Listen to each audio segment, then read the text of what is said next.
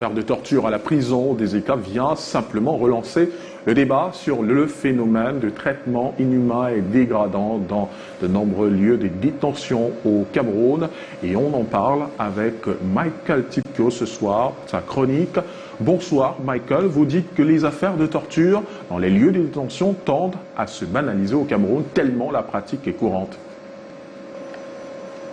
Bonsoir, Alain Ghislain Kanga. Pour nous qui suivons au quotidien l'actualité des organisations de défense des droits de l'homme, ce n'est pas une surprise en soi.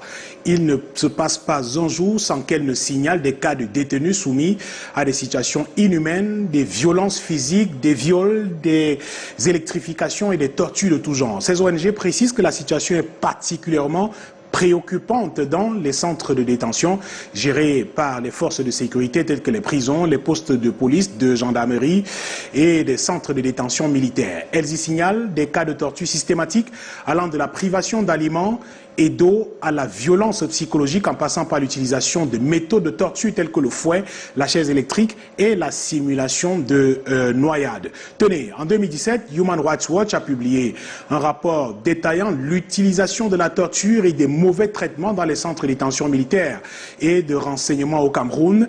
Les détenus étaient soumis à des simulacres de noyade, des passages à tabac et autres.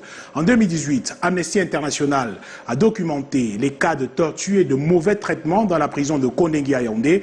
Les détenus étaient battus à coups de matraque, brûlés avec des cigarettes et soumis à des positions de stress prolongées. Certains avaient également été privés de sommeil, de nourriture et d'eau pendant de longues périodes. Et en février 2019, de nombreux militants du MRC arrêtés dans le cadre des manifestations ont déclaré avoir été torturés et maltraités pendant leur détention. Et toujours en 2019, vous vous souvenez bien de la mort en détention du journaliste Samuel Ouazizi. Des soupçons de torture persistent autour de sa mort jusqu'à ce jour. À noter que ces rapports d'organisations internationales s'inspirent très souvent de ceux des ONG locales telles que Un Monde à Venir, Réseau des défenseurs des droits humains en Afrique centrale et bien d'autres. La Commission des droits de l'homme du Cameroun en a fait une préoccupation de tous les instants. Elle mène des campagnes quotidiennes de lutte contre le phénomène. La CDHC a mis sur pied, par exemple, pour mener à bien sa mission, un numéro vert, le 15-23, pour dénoncer les violations des droits de l'homme ainsi que tout acte de torture. L'institution ne manque pas de condamner à chaque fois que l'occasion se présente ces dérives. Ces cas ne représentent qu'une petite partie, disons-le Alain, des violations des droits de l'homme qui ont lieu dans les lieux de détention au Cameroun, mais qui écornent suffisamment l'image de notre pays à l'international. Michael, qu'est-ce qui peut expliquer que ce phénomène perdure malgré qu'il existe des lois qui interdisent la torture ? Disons-le Alain, les raisons de la torture peuvent inclure le désir de faire avouer, d'obtenir des informations d'un détenu.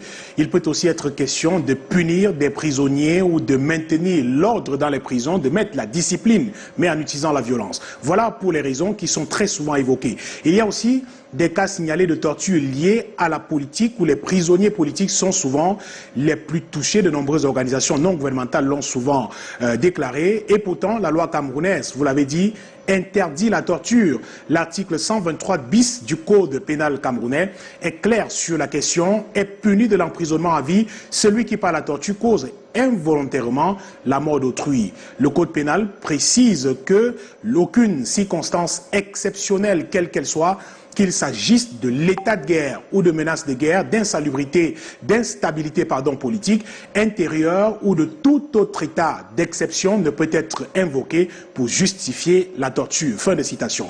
Au-delà du code pénal, le Cameroun a ratifié plusieurs instruments internationaux pour lutter contre la torture dans les lieux de détention. La Convention contre la torture et autres peines ou traitements cruels, inhumains ou dégradants. Cette convention a été ratifiée, rappelons-le, par le Cameroun en 1986. Elle définit la torture et interdit son utilisation dans toutes les circonstances. Nous avons également le pacte international relatif aux droits civils et politiques qui a été ratifié par le Cameroun en 1984. Son article 7 dispose que nul ne sera soumis à la torture ni à des peines ou traitements cruels, inhumains ou dégradants. Il prévoit également des mesures de protection pour les personnes en détention. Citons également la Charte africaine des droits de l'homme et des peuples qui martèle justement que la torture physique ou morale et les peines ou les traitements cruels, inhumains ou dégradants sont interdits Tout individu a droit à la liberté et à la sécurité de sa personne. Cette charte prévoit également des sanctions contre ceux qui infligent justement des traitements de torture à leur vis-à-vis. Constatons cependant, Alain, que malgré ces dispositions juridiques, des rapports font état de cas de torture et de mauvais traitements dans les lieux de détention au Cameroun, ce qui souligne la nécessité de renforcer la mise en œuvre de ces instruments internationaux et des lois nationales pour protéger les droits des détenus.